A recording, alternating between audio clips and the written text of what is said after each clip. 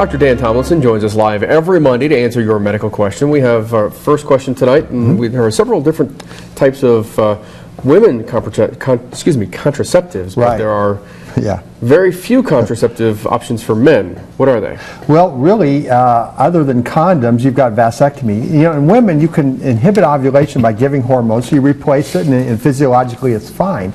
But with men, to treat with testosterone, you don't totally inhibit all of the spermatogenesis, so it's not good birth control. And to totally turn off a man's hormones, well, that's not going to work either, as most of you can imagine. Now, there is a birth control in Europe now that they're called Vasogel, and it's actually like a vasectomy. A vasectomy blocks the vas deferens, so sperm are blocked.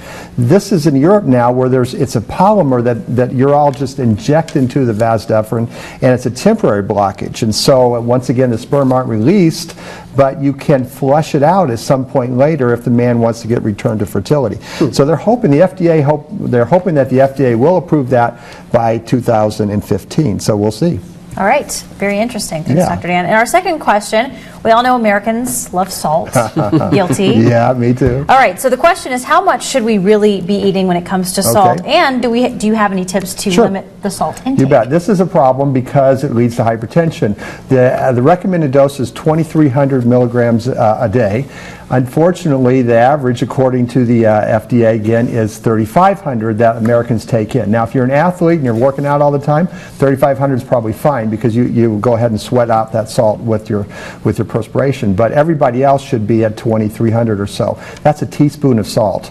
Now, if you have hypertension, you want to go down to 1,500, and you don't want to totally avoid it. The minimum daily amount is just half a gram or 500 milligrams. As far as tips to cut back, fresh food and lots of water.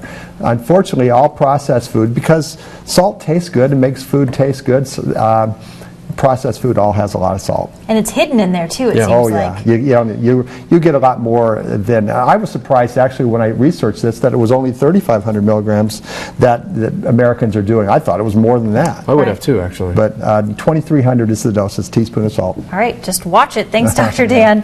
And Dr. Dan joins us each Monday to answer your medical questions. If you have a question, you can write or email him at the addresses on your screen. You may also post a question on our News 10 Facebook page. We'll be right back with more News 10 at 5.